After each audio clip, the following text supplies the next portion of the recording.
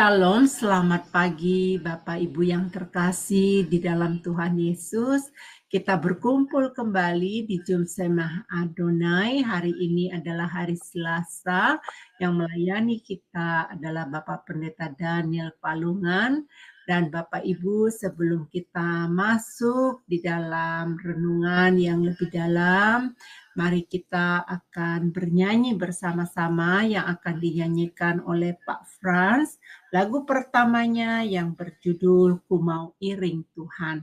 Pada Pak Frans dipersilakan.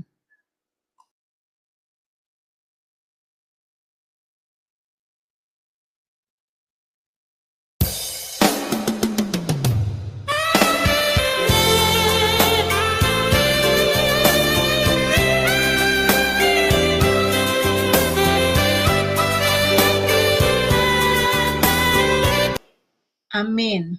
Demikian Bapak Ibu, ketentuan dari setiap kita bahwa kita mau iring Tuhan. Nah Bapak Ibu, mari kita mempersiapkan hati kita. Kita akan mendengarkan renungan yang akan disampaikan oleh Pak Daniel. Dipersilakan Pak.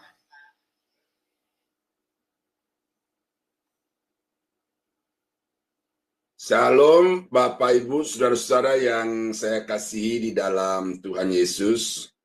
Shalom. Selamat bertemu kembali di dalam acara kita Renungan Pagi Semah Adonai. Nah, pada pagi hari ini kita akan membahas lebih lanjut tentang ayat yang maksimal. Ya, kita fokus kepada kualifikasinya. Nanti akan datang kita bicara tentang peran-peran apa yang harus dilakukan oleh orang tua supaya dia dapat menjadi ayah yang maksimal. Nah, jadi ayah itu orang bilang tiang rumah tangga. Ayah itu imam. Jadi banyak julukan, banyak fungsi yang harus dilakukan. Nah, oleh karena itu maka firman Tuhan memberikan kepada kita itu bagaimana seorang ayah itu harus hidup supaya dia dapat menjadi ayah yang maksimal. Ungkapan bahasa Indonesia bahwa buah jatuh tidak jauh dari pohonnya. Jadi generasi-generasi yang lahir di dalam rumah tangga itu, bagaimana hidup mereka itu tergantung kepada orang tua. Dan secara psikologi dikatakan bahwa anak pada waktu lahir itu bagaikan kertas yang putih bersih. Apa yang tertulis di atas kertas yang putih atau jiwa anak yang suci itu tergantung kepada bagaimana orang tua, bagaimana keluarga. Nah, jadi secara pendidikan bahwa rumah tangga adalah milieu pendidikan yang pertama dan utama.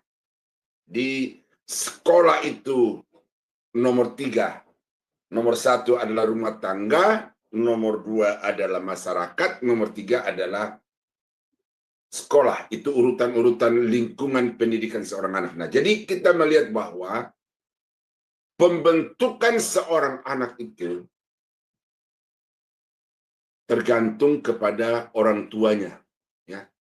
Porsi terbesarnya itu ada pada orang tua. Nah, oleh karena itu maka ayah yang maksimal itu perlu ditargetkan, kemudian diperjuangkan dan dicapai oleh setiap kepala-kepala keluarga, supaya dengan demikian maka terhadap anak-anaknya dia dapat memberikan sesuatu yang terbaik. Nah, untuk itu maka pada pagi ini hal pertama yang akan kita pelajari untuk menjadi seorang ayah yang maksimal itu adalah dapat diteladani, ya, dapat diteladani. Dan 1 Raja-Raja 11 ayat 38. Dan jika engkau mendengarkan segala yang kuperintahkan kepadamu dan hidup menurut jalan yang kutunjukkan dan melakukan apa yang benar di mataku dengan tetap mengikuti segala ketetapan dan perintahku seperti yang telah dilakukan oleh hambaku Daud, maka aku akan menyertai engkau dan aku akan membangunkan bagimu suatu keluarga yang teguh, seperti yang kubangunkan bagi Daud, dan aku akan memberikan orang Israel kepadamu. Ini adalah pesan Tuhan kepada Salomo di awal-awal pemerintahannya sebagai raja atas Israel. Dan ada berkat yang sangat besar di sini dirindukan oleh semua orang, yaitu Tuhan akan membangkitkan keluarga yang teguh dan Tuhan akan memberikan kerajaan Israel itu kepada Salomo. Itu berkatnya. Nah, banyak orang Kristen fokus kepada berkat-berkat Tuhan, fokus kepada kepuasan diri sendiri. Tetapi ada kata seperti yang pertama di atas tadi itu adalah Tuhan memerintahkan kepada Salomo supaya dia hidup seperti ayahnya Daud. Seperti ayahnya, yaitu Daud. Nah, tapi karena kita soroti dari kehidupan ayah, maka berarti di sini kita melihat dengan jelas bahwa Daud itu telah menghidupi suatu kehidupan yang benar di mata Tuhan. Daud itu dapat menjadi teladan bagi bapak-bapak yang lain supaya dapat berperan maksimal terhadap anak-anaknya. Seperti juga hari ini kita melihat karena Tuhan sendiri yang memberi konfirmasi bahwa Daud itu telah begitu baik di mata Tuhan, maka itu dapat menjadi contoh teladan bagi anak-anak dan cucu-cucu atau keturunan-keturunannya.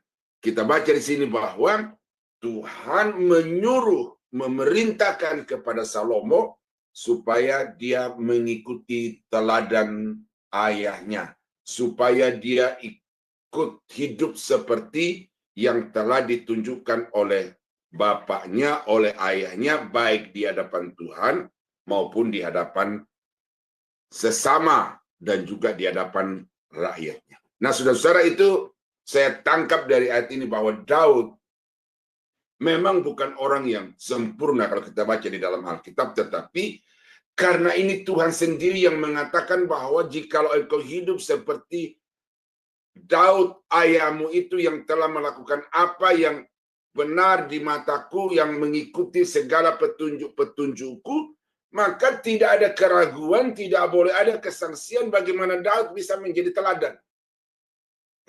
Ya, kalau Tuhan yang sudah memberi pernyataan itu, berarti ini sesuatu yang sangat-sangat objektif di dalam kehidupan Daud. Ada kekurangan, tetapi Daud menyempurnakan kekurangannya itu, menutupi kekurangannya itu dengan hal-hal yang baik.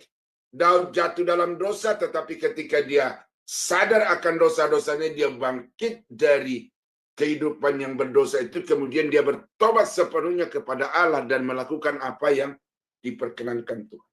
Nah, jadikan itu maka Daud harus menjadi patron bagi ayah-ayah yang rindu maksimal di dalam kehidupannya terhadap anak-anak, yaitu jadilah ayah yang dapat menjadi teladan. Nah, Titus pasal 2 ayat 6 dan 7, demikian juga orang-orang muda, nasihatilah mereka supaya mereka menguasai diri dalam segala hal. Dan jadikanlah dirimu sendiri suatu teladan dalam berbuat baik.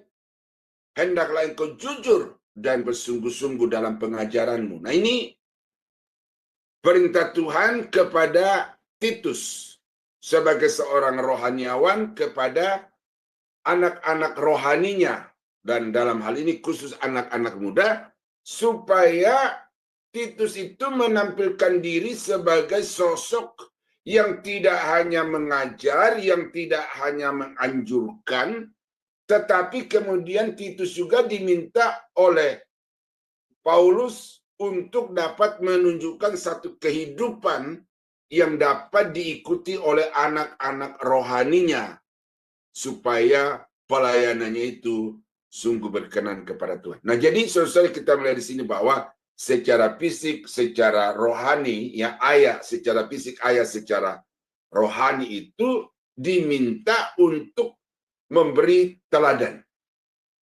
Ya, saya mengungkap satu atau mengutip satu pernyataan, ya, bangsa ini, salah satu bangsa ini, saya tidak pentingkan orangnya tetapi pernyataannya. Dia berkata begini, bahwa sesungguhnya Indonesia itu tidak kekurangan orang-orang pintar.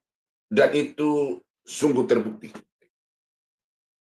Ada profesor yang bergerak khusus di dalam bidang pendidikan di Indonesia, Profesor Yohanes.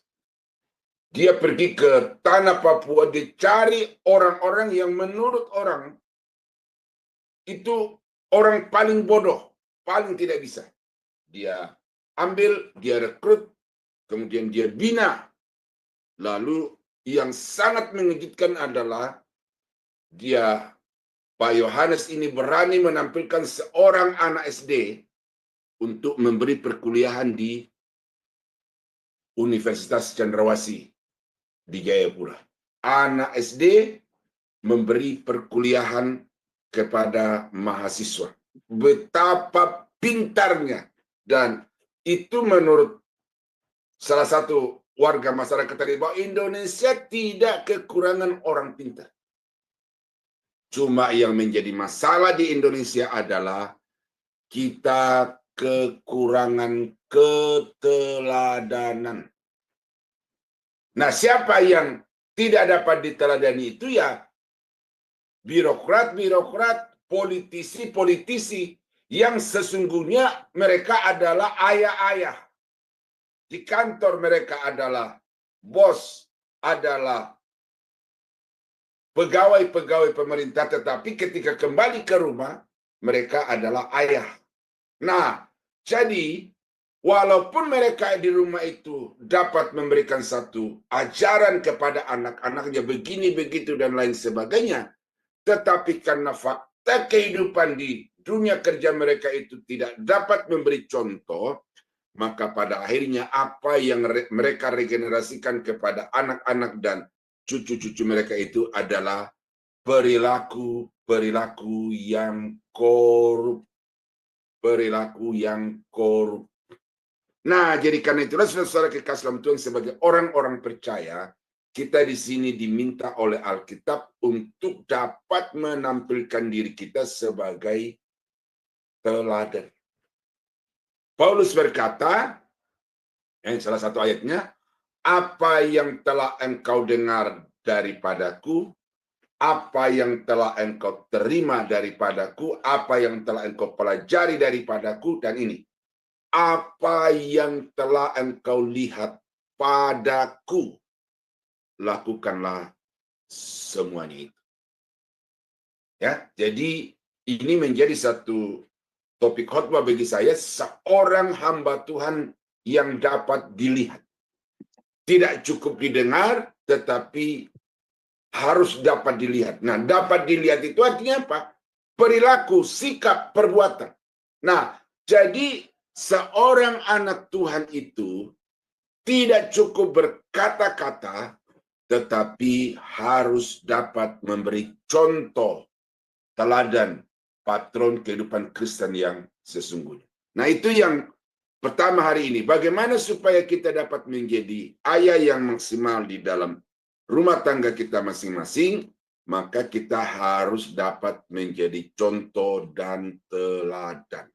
Ya, prihatin melihat kekristenan di Indonesia, di daerah-daerah Kristen di Indonesia, di mana bapak-bapak tidak pernah ke gereja, perilaku-perilaku mereka adalah mabuk-mabuk, judi, dan KDRT, sehingga mereka menimbulkan sakit hati yang dalam terhadap anak-anaknya. Nah, itu yang pertama.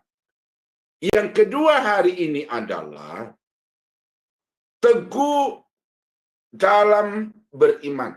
Nah, kata teguh dalam beriman itu nanti kita akan melihat dari uraian ini, Kejadian pasal 22 ayat 7 sampai 9. Lalu berkatalah Ishak kepada Abraham, ayahnya, Bapak, sahut Abraham, iya anakku. Bertanyalah ia, di sini sudah ada api dan kayu, tetapi di manakah anak domba untuk korban bakaran itu? Sahut Abraham, Allah yang akan menyediakan anak domba untuk korban bakaran baginya, anakku. Demikianlah keduanya berjalan bersama-sama.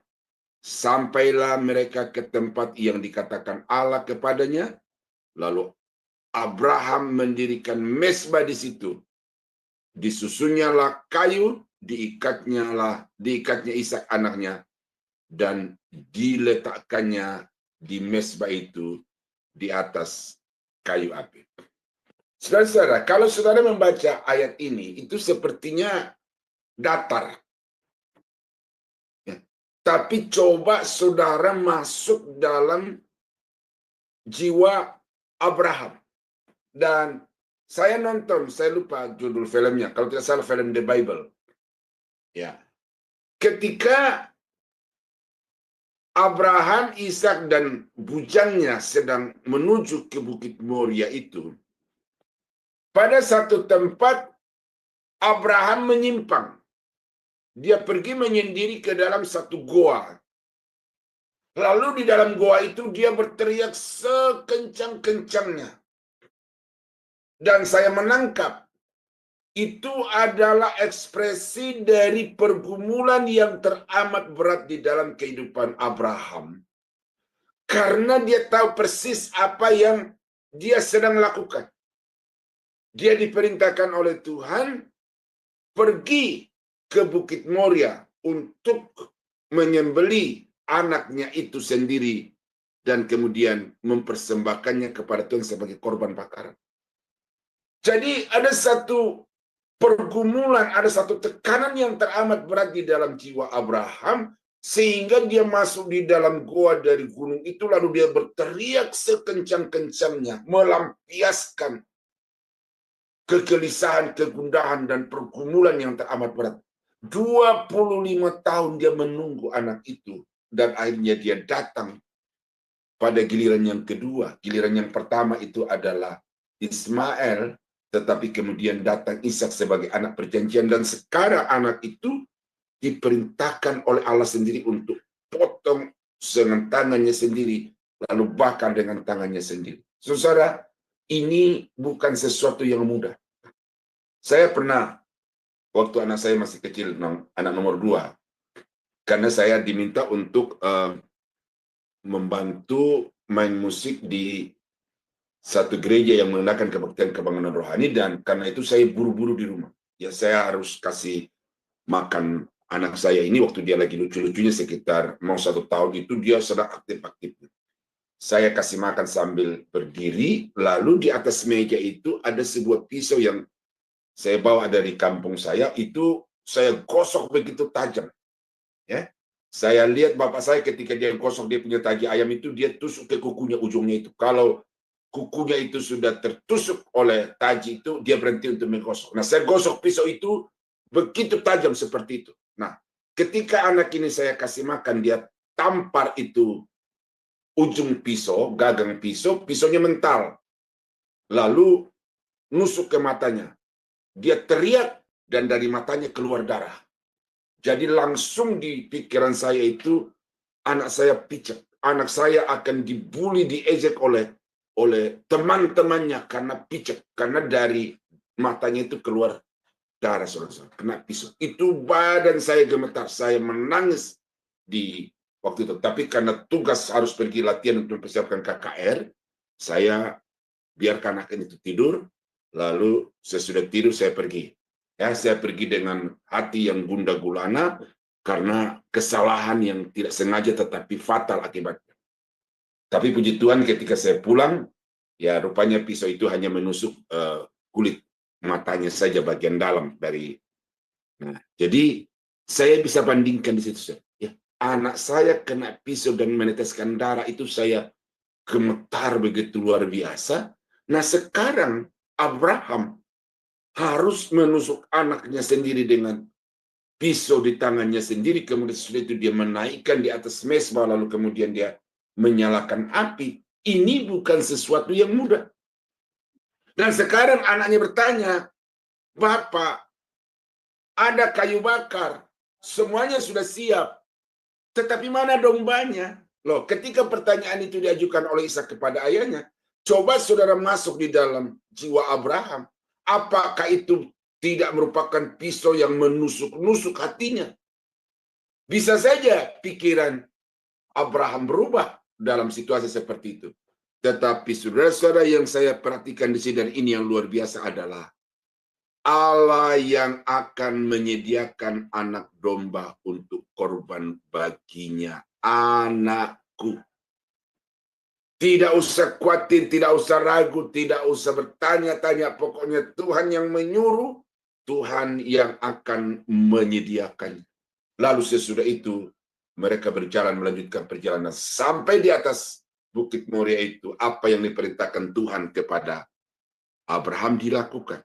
Tapi sampai pada momen yang terakhir, detik yang terakhir ketika pisau itu sudah teracung, maka Tuhan berkata kepada Abraham, Abraham, jangan bunuh anak itu, karena aku tahu engkau takut akan Tuhan. Engkau seorang yang teguh di dalam beriman, sehingga betapapun beratnya perintah itu bagimu, engkau melakukan karena engkau beriman kepada Tuhan.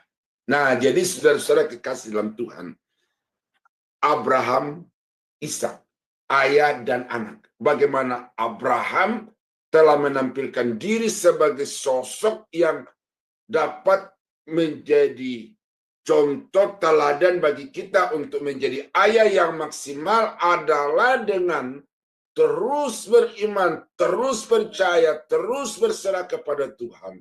Sekalipun perintahnya itu teramat berat di dalam kehidupan kita.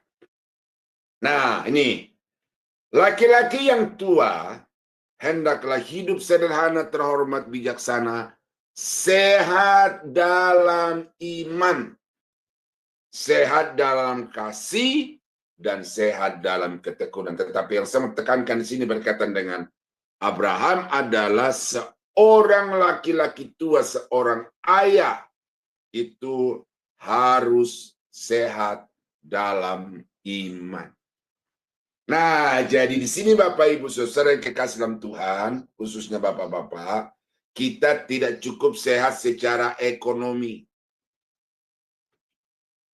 Kita tidak cukup sehat secara pikiran, memberikan apa yang dibutuhkan oleh anak secara ekonomi cukup bahkan melimpah. Sehat dalam pikiran tidak hanya cukup dapat memberikan ajaran-ajaran yang baik, yang benar, tetapi seorang ayah yang maksimal dalam rumah tangga harus juga sehat di dalam iman kepada Tuhan. Karena orang-orang tua yang sehat di dalam iman, ayah-ayah yang sehat dalam iman, ayah-ayah seperti itu yang akan maksimal di dalam rumah tangga sebagai ayah terhadap anak-anak. Nah, karena itu maka bangun diri saudara, bangun ekonomi, bangun pikiran, tetapi bangun juga kerohanian. Nah, kalau kita hanya membangun ekonomi, membangun pemikiran, kita mengabaikan iman, ini akan menghasilkan kehidupan yang pincang, condong ke dunia, tetapi mengabaikan hal-hal yang kekal di dalam kerajaan surga. Maka orang-orang yang maksimal sebagai ayah dalam rumah tangga adalah seorang ayah yang sehat ekonomi, sehat pikiran, tapi juga sehat imannya kepada Tuhan. Nah, itu yang kedua hari ini. Kualifikasi seorang ayah yang maksimal adalah seorang ayah yang teguh beriman dan sehat di dalam imannya kepada Tuhan. Nah, yang ketiga hari ini. Apa yang harus kita lakukan atau bagaimana kita hidup supaya kita dapat menjadi ayah yang maksimal? Kita belajar dari Yusuf. Ya, hidup sesuai firman Allah. Matius pasal 1 ayat 24-25. Sesudah bangun dari tidurnya, Yusuf berbuat seperti yang diperintahkan malaikat Tuhan itu kepadanya. Ia mengambil Maria sebagai istrinya, tetapi tidak bersetubuh dengan dia sampai ia melahirkan anaknya laki-laki, dan Yusuf menamakan dia Yesus. Ya, mengambil Maria sebagai istrinya seperti yang diperintahkan malaikat Tuhan kepadanya. Nah, saudara ingat cerita ini, bahwa Yusuf ketika tahu bahwa Maria itu sudah hamil, ya dia tidak tahu dari mana itu, tetapi secara logika dia berkesimpulan bahwa Maria telah berkhianat. Janji suci telah diinjak-injak. Maka sebagai manusia yang normal, dia merasa dikecewakan, dia merasa dikhianati, harga dirinya bahkan sedang diinjak-injak oleh Maria. Tetapi kemudian sementara Yusuf, lalu karena itu Yusuf memutuskan untuk mengambil satu tindakan menceraikan Maria. Itu sudah final. Tinggal yang dipikirkan adalah bagaimana caranya. Nah, tetapi sementara dia memikirkan bagaimana cara untuk menceraikan Maria itu, datanglah malaikat Tuhan kepadanya dalam mimpi. Janganlah engkau takut mengambil Maria sebagai istrimu, karena anak yang di dalam kandungannya adalah dari Roh Kudus. Lalu apa yang terjadi, saudara? Ketika Yusuf bangun dari tidurnya, ia berbuat seperti yang diperintahkan malaikat Tuhan kepadanya. Ada pertarungan di dalam pikiran Yusuf, dalam kehidupan Yusuf, antara pikirannya dengan firman Allah. Pikirannya sudah jelas, final, aku mau ceraikan Maria karena dia telah berkhianat kepadaku. Tetapi firman Tuhan, jangan engkau takut mengambil Maria sebagai istri. Mana yang sekarang mau dimenangkan oleh Yusuf ini? Nah, ternyata di sini kita baca bahwa Yusuf lebih memenangkan firman Tuhan kepadanya daripada pikirannya sendiri. Dan inilah yang menjadi dasar untuk saya menyimpulkan bahwa seorang ayah yang maksimal di dalam rumah tangga adalah seorang ayah yang hidup sesuai firman Tuhan. Ya. Hidup sesuai dengan firman Tuhan tidak menafikan hikmat, tidak menafikan pengetahuan, tidak menafikan ilmu, akal sehat. Tetapi di atas akal sehat, pikiran yang sehat itu ada kebenaran yang lebih mutlak, yaitu firman Allah. Dan karena itu pikiran seorang ayah maksimal itu ditaklukkan, ditundukkan kepada otoritas firman Allah yang adalah kebenaran yang mutlak. Ini. Berbahagialah orang yang tidak berjalan menurut nasihat orang fasik, yang tidak berdiri di jalan orang berdosa, dan yang tidak duduk dalam kumpulan pencemooh. Tetapi yang kesukaannya ialah Taurat Tuhan. Yang kesukaannya ialah Taurat Tuhan, dan yang merenungkan Taurat itu siang dan malam. Dia suka membaca Alkitab, dia suka mendalami firman Tuhan, dia melakukan firman Tuhan. Lalu apa yang terjadi bagi orang seperti itu? Dia seperti pohon yang ditanam di tepi aliran air yang menghasilkan buahnya pada musimnya dan yang tidak layu daunnya. Apa saja yang diperbuatnya berhasil. Nah, apa saja itu tidak terbatas. Everything di dalam hal-hal yang positif. Karena Tidak mungkin firman Allah itu negatif. Tidak mungkin orang yang kesukaannya firman Allah itu melakukan hal yang negatif. Tetapi segala sesuatu yang positif, yang baik. Dan termasuk salah satunya adalah menjadi ayah yang maksimal. Dapat mempersiapkan generasi berikut yang maksimal dalam kehidupannya melampaui dirinya sendiri. Itulah yang dikatakan apa saja yang diperbuatnya berhasil. Nah, jadi saudara-saudara kekasih dalam Tuhan, ini satu ketetapan Alkitab bahwa seorang ayah yang maksimal di dalam kehidupannya tidak bisa tidak, dia harus menjadikan firman Allah itu sebagai satu pedoman, sebagai satu acuan, sebagai satu tuntunan di dalam melaksanakan tugas sebagai ayah terhadap anak-anaknya, sehingga dengan demikian dia akan mendapatkan suatu hasil yang terbaik, hasil yang maksimal. Contoh dari Yusuf tadi itu sudah kita melihat bagaimana dia bergumul di dalam pikirannya sendiri, tetapi kemudian dalam pergumulan itu dia menjadikan Alkitab itu sebagai kebenaran, sebagai firman, dan oleh karena itu maka dia bertindak tidak menuruti pikiran, tetapi menuruti perintah Tuhan. Nah, jadi saudara-saudara kekasih dalam Tuhan, itu 3 hal yang hari ini saya sampaikan kepada Bapak, Ibu, saudara-saudara sebagai lanjutan dari minggu lalu, bahwa seorang ayah yang maksimal itu adalah seorang ayah yang dapat diteladani.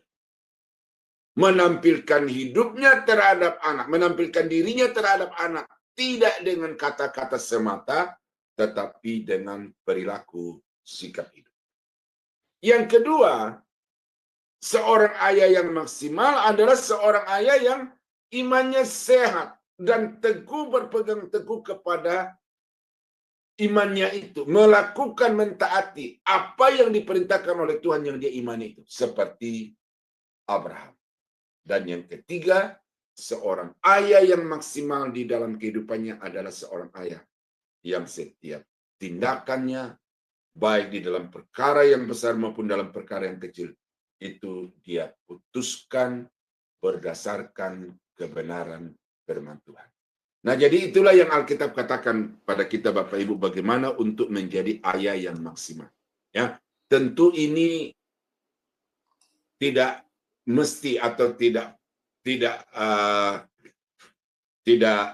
harus seperti yang dikatakan oleh psikologi, oleh pendidikan. Tetapi saya percaya saudara bahwa apa yang Alkitab katakan ini tidak mungkin akan bisa dibantah oleh filsafat, oleh pengetahuan, oleh psikologi tentang seorang ayah yang maksimal. Pasti psikolog-psikolog yang benar, pasti konsultan-konsultan rumah tangga yang benar, pasti akan mengakui bahwa kebenaran Alkitab ini adalah sesuatu yang mutlak sifatnya kalau seseorang itu mau menjadi ayah yang maksimal dalam rumah tangga. Itu sebabnya maka saya tidak membahas dari sudut pandang filsafat, dari sudut pandang psikologi dan lain sebagainya, tetapi saya hanya pandang dari sudut Alkitab, dan kita sudah menemukan bahwa seorang ayah yang maksimal harus dapat diteladani, harus berpegang teguh kepada imannya, dan harus melakukan segala sesuatu berdasarkan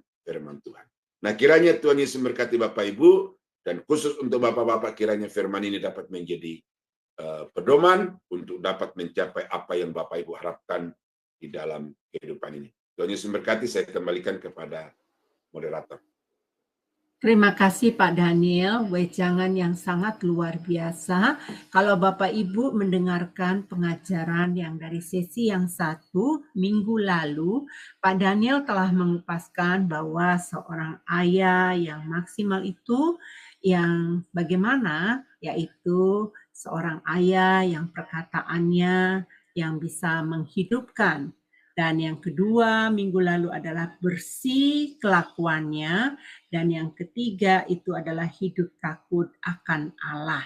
Nah, Bapak Ibu yang belum sempat mendengarkan poin-poin yang sebelumnya, ayo Bapak Ibu bisa dicari di channel SMA Adonai Plus ya Bapak Ibu ya, karena channel atau di channel Cahaya Firman 1. ada di sana Bapak Ibu.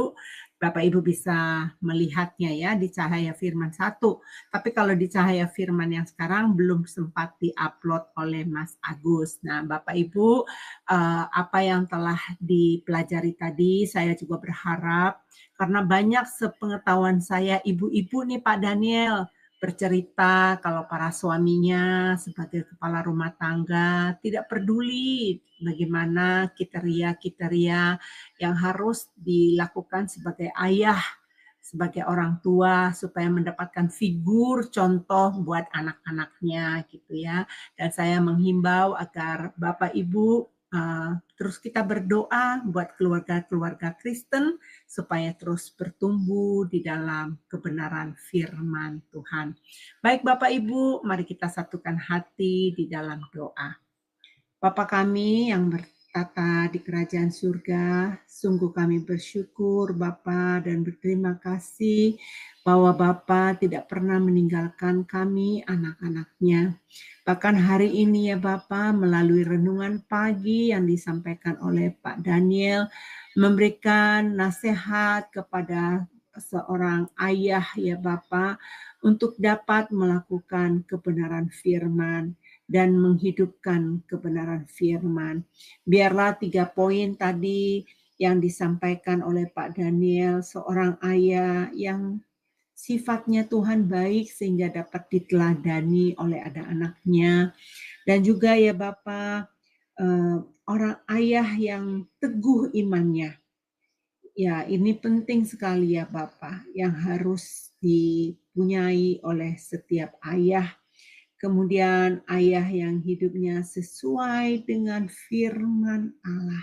Betul sekali ya Bapak. Kami merindukan ya Tuhan untuk setiap keluarga kepala rumah tangga dapat memberikan hidupnya dan dapat memberikan terang-Mu Tuhan sehingga dapat membawa anak-anak mereka dan menjadi saksi ya Bapa untuk orang-orang yang bagaimana caranya hidup dalam kekristenan. Bapa, terima kasih Bapa, kami percaya Engkau melawati setiap hati yang membutuhkan belas kasihan-Mu. Dan begitu juga untuk Pak Daniel yang telah menyampaikan isi hati-Mu ya Bapa. Biarlah Bapa Engkau tambah-tambahkan hikmat ya Tuhan. Terus Tuhan berikan kesehatan kepada Pak Daniel Tuhan. Di dalam pengembalaannya, di dalam menjadi dosen di onsite maupun di online Tuhan. Pelayanan di penjara ya Bapak. Dimanapun Tuhan. Biarlah Engkau melawati istri, anak, dan cucu-cucunya, seluruh jemaatnya Tuhan. Biarlah seluruh keberadaan Pak Daniel kami serahkan di dalam tangan kasih-Mu. Terima kasih ya Bapa. Kami ucapkan syukur Tuhan dan kami panjatkan syukur kami Tuhan di dalam nama Tuhan Yesus Kristus kami berdoa. Amin. Ada amin Bapak Ibu yang terkasih. Kita akan mendengarkan pujian yang kedua yang akan disampaikan oleh Pak Frans dengan pujiannya Bertobatlah. Nah, Pak Frans, disilakan Pak.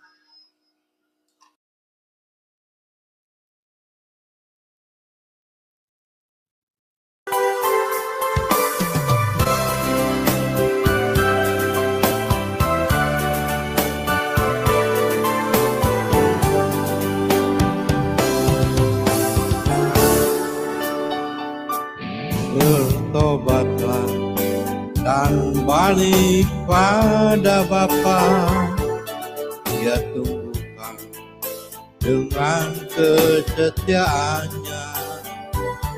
Tuhan Dia mengampuni dosamu. Oh baliklah pada Allah.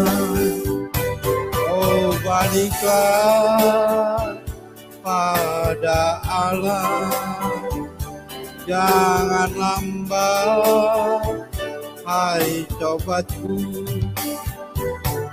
Tuhan tunggu kepadamu. Oh baliklah pada Allah.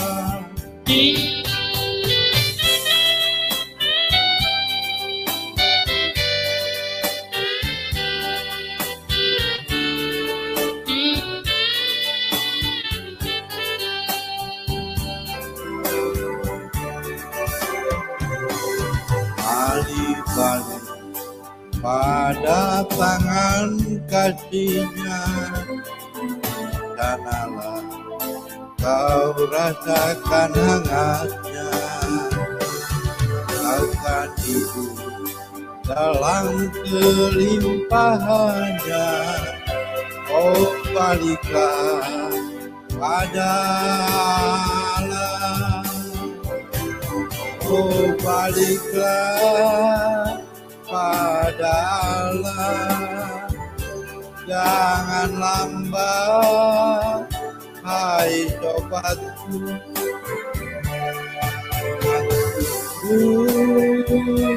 Kepadamu, baliklah pada Allah. Haleluya. Puji Tuhan, terima kasih Pak Frans. Baik Bapak Ibu yang terkasih, malam hari ini kita akan kembali PA pelajaran Alkitab di Jumsema Adonai seperti biasanya. Dan Bapak Ibu besok pagi kita akan kembali renungan pagi bersama-sama kami ya. Bapak Ibu ajak teman-teman, Bapak Ibu tolong himbau teman-temannya juga untuk dapat bantu subscribe channel kami ya Bapak Ibu ya. Karena channel kami ada hacker yang masuk mengubah tanggal lahir dan tahunnya sehingga pihak YouTube tidak mengizinkan untuk melive-kan acaranya. Jadi oleh sebab itu, jadi channel kami Cahaya Firman harus diganti lagi dengan nama yang sama, tetapi Bapak Ibu mungkin bisa bantu, mungkin gini, renungan pagi. Nah, renungan pagi Cahaya Firman, nanti pasti dapat itu. Diketemukan ya. Baik Bapak Ibu yang terkasih, sebelum kita berpisah, mari kita menerima berkat yang akan dilepaskan oleh Pak Daniel. Dipersilakan Pak. Bapa di surga, terima kasih karena Tuhan sudah memimpin renungan pagi Sema Adonai dari awal sampai pada akhir. Kami berterima kasih karena Tuhan berkati kami melalui kebenaran firman-Mu, dan juga dengan puji-pujian yang sangat indah yang sudah dilantunkan oleh hamba-Mu. Kiranya dengan lagu-lagu dan dengan firman Tuhan, kami semakin mengerti apa tugas panggilan kami sebagai hamba-hamba Tuhan di tengah-tengah dunia ini. Kami akan melanjutkan semua aktivitas kami. Bapa, kami mohon kiranya Tuhan menyertai supaya semua yang kami kerjakan dapat mencapai hasil terbaik, dan kami akan selalu mengucap syukur, memuji, dan memuliakan Engkau. Terima kasih Bapa. Kami akhiri renungan pagi Sema Adonai hari ini di dalam nama Yesus. Haleluya. Sidang jemaat yang dikasihi Tuhan, kiranya anugerah dari Allah Bapa di dalam surga, damai sejahtera dari Tuhan kita Yesus Kristus, serta persekutuan kuat kuasa Roh Kudus, kiranya menyertai kita sekalian dari sekarang sampai selama-lamanya. Dalam nama Yesus, kami akhiri renungan pagi Sema Adonai. Haleluya. Amin. Amin. Terima kasih banyak Pak Daniel. Terima kasih juga teman-teman yang saat ini beribadah bersama-sama dengan kami. Dan sampai ketemu lagi. Tuhan Yesus memberkati. Shalom, shalom, shalom.